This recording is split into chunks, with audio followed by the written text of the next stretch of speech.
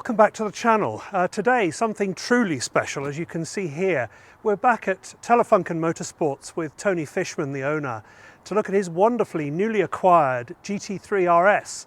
So we're taking it up a notch from last week, where I drove the GT3 on the track at Porsche Experience Center of Atlanta. In fact, we're taking it up 2 notches.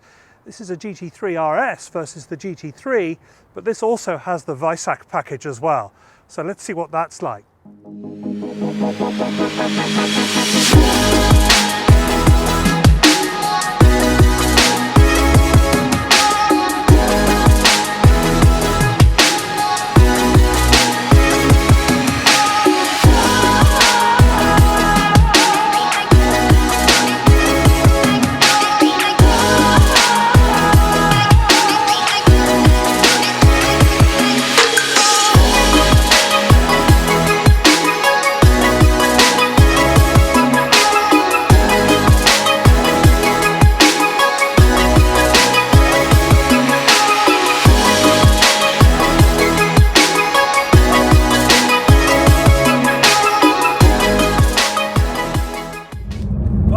Everybody driving a Porsche 911 GT3 RS Weissach edition, and I'm with the owner, the man who is the daredevil that has let me drive this car, Tony. Hi Tony.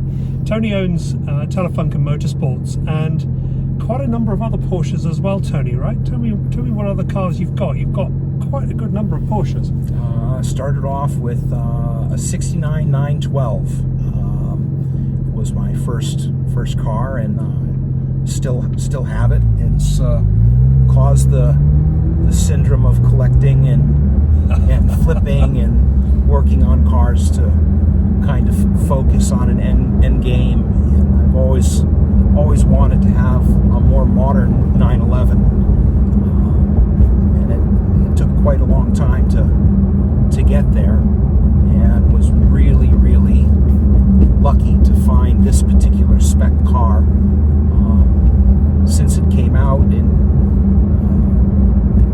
2018 and 2019, I've been aware of the car and looking, and company colors are white and black, and couldn't really find one on the East Coast, and got very lucky in Fairfield finding the car. Your approach traditionally has been air-cooled all the way, right? Yeah, I kind of grew up around air-cooled 911s, and was a couple in the neighborhood growing up as a kid, and as I got a little older, I sought out people in the area who were air-cooled specialists, and formed quite a lot of friendships around the cars, and soon started tracking them at Lime Rock and bringing them to car shows and gatherings, and just really enjoy the lifestyle. Yeah. And what prompted you to try something quite a lot more modern than you've done RSR recreations, you've got a 912 with a 6-cylinder engine in it, you've been an air-cooled guy, which, means the cars are going to be at least 20 plus years old. What drove you to think about something as modern and as high-end as this as well? Well, the technology that are in these cars is quite remarkable. And after driving a car on track, an older air-cooled car is a little bit more work. A lot of trailering and loading and unloading, and cars that are necessarily good on the track aren't necessarily good on the road, and vice versa. So I found that the modern car gave an opportunity to get to and from the track and be able to spend the day on the track at speed. And that fits the bill perfectly from that perspective then, doesn't it? You can easily drive to the circuit in this and then spend all day on it with this marvelous chassis, the brakes and the suspension that this car has, not to mention the 9,000 red line. Yeah, I would imagine that you don't ever sort of stop smiling when you're driving this. Since I acquired the car, the smile is So before we get to the driving impressions of the car, let's look at the numbers. It weighs just 3,153 pounds and puts out 513 horsepower. 60 comes up in a bonkers 3.2 seconds on its way to a top speed of just shy of 200 miles per hour. The way you can tell it's a Weissach car is the exposed carbon fibre on the roof. The standard RS has a magnesium roof, which makes it 1.1 pounds heavier as a result. Then there's the ultra-light magnesium wheels only found on the Weissach package. They save 25 pounds. And you can also see Porsche's yellow calipers, which denote carbon ceramic brakes.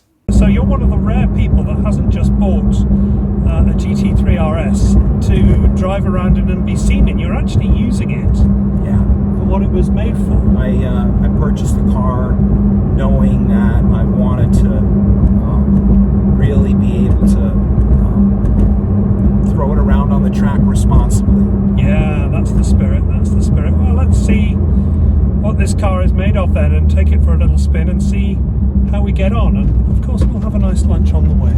Absolutely. So, the GT3 RS. Really grateful to you, Tony, for letting me drive this. But as I said at the top of the video, I drove a GT3, a 991.2 GT3 just last week. And this feels very similar, and it would do, right? Because this is just taking it it's turning the knob to 11 if the GT3 is at 10. But you feel the same seats as it had. It holds you in wonderfully as you're going round the corner. You feel the similar ride. It is, you can tell, built for the track with an emphasis on that rather than the road, and that was in direct contrast to the Turbo S that I tried on that day, and it feels similar to that as well. When we get out on the open road, I will give it some of the beans and we'll see what the performance is like. This obviously has a bit more horsepower than the standard GT3.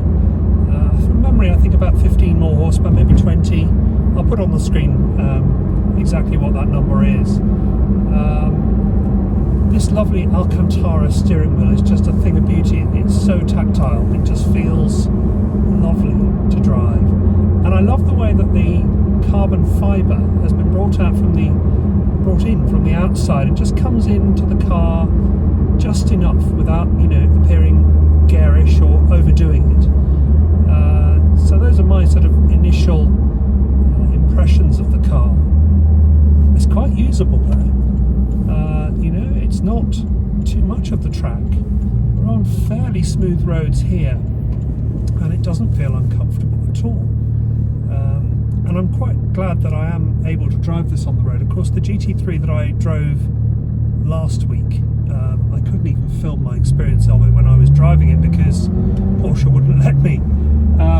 But I wasn't, of course, driving it on the road either. So experiencing a proper Porsche GT car on the road, this is a new experience for me. So one of the things you notice about this car is the instant power delivery of the naturally aspirated engine. 4 litre flat 6 as opposed to any kind of turboing going on here. So when you do touch the throttle and go for it, right there, isn't it? Right there. It's right there. And you just don't get that in a modern turbocharged engine. In this, it's instant, and you have to be super careful. And I found this on the GT3 on the wet track in Atlanta, that it can catch you out. You need to respect it, because if you put your foot down too much, you will start to, the back end can start to get a bit flappy, which is not ideal when you're driving a car that costs this amount of money. So we've now put it into PDK Sport. In fact, we've got everything sporty, and we've got our loud exhaust, and everything could not be more sporty in this car. And it's a flying machine, people.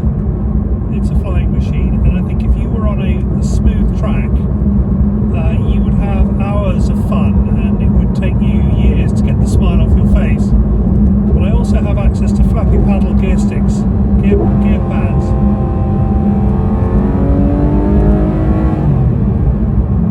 Oh, it makes such a noise. The noise is glorious.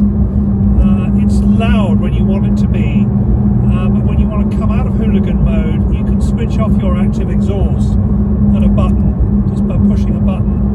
And here I am just driving a 911 again. You know, you're almost not in a GT3 RS. It is that smooth and that polished, but we only live once, so we'll put our active exhaust back on.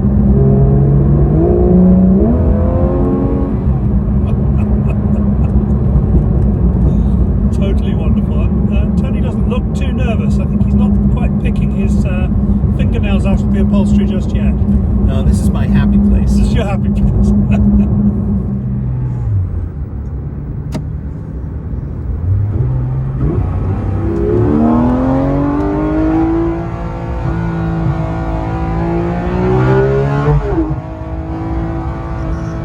Here we go. I know it's a bit naughty, but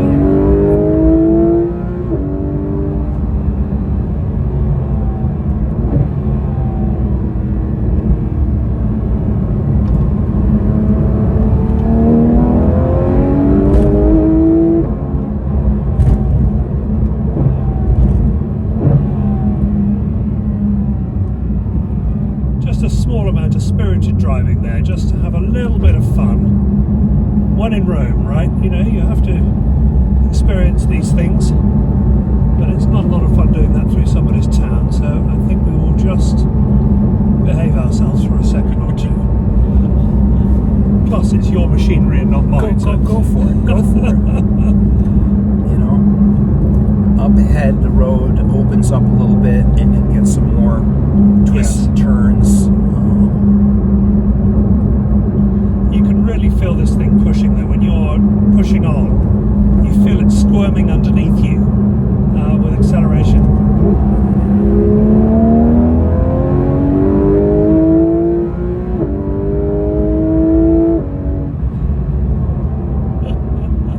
And the brakes, these carbon ceramic brakes, are first class, actually.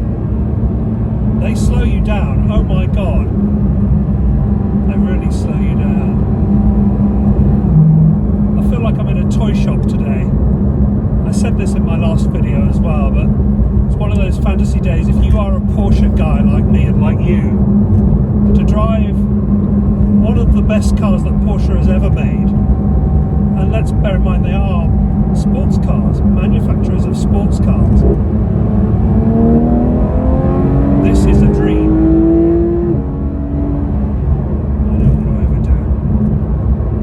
Always pushing your luck when you drive too fast on a main road. Yeah. So we're at 6,000, let's go up to 9. Nearly 9. I don't want to go all the way up to 9. The noise is absolutely fabulous.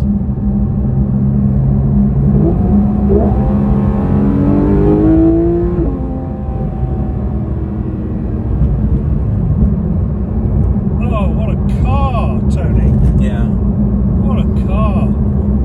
Just seems to wanna stay the yeah, planted feeling on the road. Oh, so planted. As I say, you can feel it squirming for grip. But bear in mind how much power is going through those rear tyres. It's not losing grip.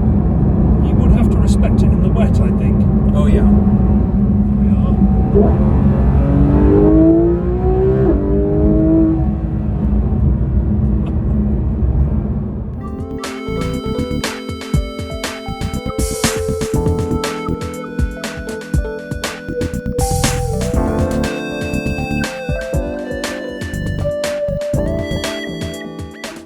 So, I've spent a good long time with this car now, thanks to Tony, and what is the surprising thing, I must say, is how well it is performing on the road.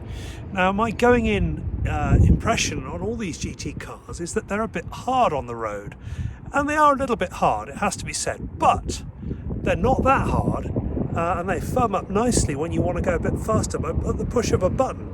So this is quite streetable, and I hadn't realised that about this car. This, of course, is one of the rawest cars that Porsche has made in recent years. So I'm back on the GT track. We had a good long conversation with James at Auto Amateur, didn't we, about the merits of a Turbo S versus a GT3. and now I've flipped more to this side of things, I must say, having driven a GT3 RS with the Weissach package.